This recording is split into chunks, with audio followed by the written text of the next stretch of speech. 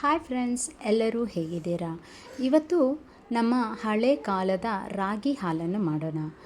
ಇದು ಆರೋಗ್ಯಕ್ಕೆ ತುಂಬಾ ಒಳ್ಳೆಯದು. ಈಗಿನ ಕಾಲದಲ್ಲಿ ಮಕ್ಕಳು ಈ ಹೊರಗಡೆ ಹೋಗಿ ಏನೇನೋ ಜ್ಯೂಸ್ ಕುಡಿಯೋದಕ್ಕಿಂತ ಇಂತಹದ್ದನ್ನೆಲ್ಲ ನಾವು ಮನೆಯಲ್ಲಿ ಟ್ರೈ ಮಾಡಬೇಕು.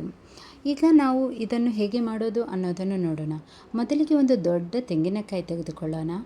ಅದರಲ್ಲಿ ಹಾಲು ತುಂಬಾ ಬಂದಿರಬೇಕು, ಯಾಕಂದರೆ ಅದು ಒಣಗಿದ ತೆಂಗಿನಕಾಯಿ ಆದರೆ ಅದರಲ್ಲಿ ಅಷ್ಟು ಹಾಲಿರಲ್ಲ. ಓಕೆ, ಅದನ್ನು ತೆಗೆದು ಚೆನ್ನಾಗಿ ತುರಿದುಕೊಳ್ಬೇಕು. ಓಕೆ, ಈ ತುರಿದುಕೊಂಡಿರುವ ತೆಂಗಿನಕಾಯನ್ನು ಸೈಡಲ್ಲಿ ಇಟ್ಕೊಂಡು ನಮಗೆ ಈಗ ಮೊದಲು ರಾಗಿಯನ್ನು ತೆಗೆದುಕೊಳ್ಳೋಣ. ನೋಡಿ, ನಾನು ನಮ್ಮ ಮನೆಯಲ್ಲಿ ಎಷ್ಟು ರಾಗಿ ಇದೆ ಅದನ್ನೇ ತೆಗೆದುಕೊಂಡೆ, ಏನೋ ಹೊರಗಡೆಯಿಂದ ತರೋಕ್ಕೆ ಹೋಗಲಿಲ್ಲ. ಓಕೆ, ಈಗ ರಾಗಿಯನ್ನು ಹಾಕಿ ಅದಕ್ಕೆ ಸ್ವಲ್ಪ ನೀರು ಹಾಕಿ ಚೆನ್ನಾಗಿ ತೊಳೆದು ತೆಗೆದುಕೊಂಡಿದ್ದೇನೆ. ಅದಕ್ಕೆ ನಾವು ತುರಿದುಕೊಂಡಿರುವ ತೆಂಗಿನಕಾಯನ್ನು ಹಾಕಿ ಒಂದು 3-4 ಏಲಕ್ಕಿಯನ್ನು ಹಾಕಿ ಮಿಕ್ಸ್ ಮಾಡ್ಕೊಂಡಿದ್ದೇನೆ.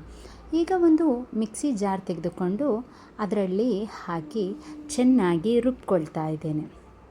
ಈಗ ನೋಡಿ, ನಾನು ಈ ರಾಗಿ, ತೆಂಗಿನಕಾಯಿ ಮತ್ತು ಏಲಕ್ಕಿಗೆ ಸ್ವಲ್ಪ ನೀರು ಹಾಕಿ ಚೆನ್ನಾಗಿ ರುಬ್ಕೊಳ್ತಾ ಇದ್ದೇನೆ.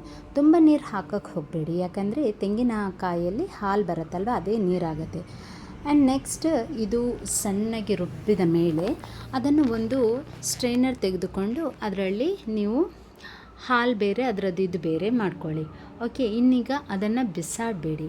ಯಾಕಂತ ಹೇಳಿದರೆ ಅದಕ್ಕೇ ಸ್ವಲ್ಪ ನಾವು ಬೆಲ್ಲ ತಗೊಳ್ಬೇಕು. ಈ ಬೆಲ್ಲವನ್ನು ಮಾತ್ರ ಸ್ವಲ್ಪ ತೊಳೆದುಕೊಳ್ಳೋದನ್ನು ಮಾತ್ರ ಮರೆತುಕೊಳ್ಬೇಡಿ. ಆ ಬೆಲ್ಲನ ತೆಗೆದು ಅದೇ ಮಿಕ್ಸಿ ಜಾರಿಗೆ ಹಾಕಿ ಚೆನ್ನಾಗಿ ರುಬ್ಕೊಳ್ಳಿ. ಓಕೆ, ಈಗ ಅದರಲ್ಲಿ ಮತ್ತೆ ಹಾಲು ಬರುತ್ತೆ. ಓಕೆ, ಅದನ್ನು ಇದೇ ಹಾಲಿಗೆ ನಾವು ಮತ್ತೆ ಸ್ಟ್ರೈನ್ ಮಾಡ್ಕೊಳ್ಳೋಣ. ಮತ್ತು ನೀವೊಂದು 3 ಸಲ 4 ಸಲ 5 ಸಲ ಗೊತ್ತಿಲ್ಲ, ಎಷ್ಟು ಸಲ ಬೇಕಾದರೂ ನೀವು ಅದನ್ನು ಶೋಧಿಸ್ಕೊಳ್ಬೋದು. ಓಕೆ, ಈಗ ನೋಡಿ, ನಮ್ಮದು ದಪ್ಪ ಹಾಲಿಂದ ತಯಾರಾದ ರಾಗಿ ಹಾಲು ರೆಡಿಯಾಗಿದೆ. ಈ ವಿಡಿಯೋ ನಿಮಗೆ ಇಷ್ಟ ಆದರೆ ಲೈಕ್ ಮಾಡೋದನ್ನು ಮಾತ್ರ ಮರಿಬೇಡಿ. ಶೇರ್ ಕೂಡ ಮಾಡಿ. ಸಬ್ಸ್ಕ್ರೈಬ್ ಮಾಡಿಲ್ಲ ಅಂದರೆ ಸಬ್ಸ್ಕ್ರೈಬ್ ಕೂಡ ಮಾಡ್ಕೊಳ್ಳಿ. ಈಗ ನೋಡಿ, ನಾವು ಹಳೆ ಕಾಲದ ರೆಸಿಪಿಯನ್ನು ಈಗಲೂ ನಾವು ಟ್ರೈ ಮಾಡಿಲ್ಲ ಅಂದರೆ ನಮ್ಮದು ನೆಕ್ಸ್ಟ್ ಜನ್ರೇಷನಲ್ಲಿ ಮಕ್ಕಳೆಲ್ಲರೂ ಮರೆತು ಹೋಗ್ತಾರೆ. ಅದಕ್ಕೆ ನಾವು ಅವಕಾಶ ಮಾಡಿ ಕೊಡಬಾರ್ದು ಅಂತ ಹೇಳಿ ಈಗನೇ ನಾವು ಟ್ರೈ ಮಾಡ್ಕೊಳ್ಬೇಕು. ಈಗ ಇದನ್ನು ಒಂದು ಕೋಲ್ಡ್ ಮಾಡಿ ಗ್ಲಾಸಿಗೆ ಹಾಕಿ ಕುಡಿದರೆ ನಮ್ಮ ದೇಹಕ್ಕೆ ತಂಪು ಸಹ, ಆರೋಗ್ಯಕ್ಕೆ ಒಳ್ಳೆಯದು ಸಹ.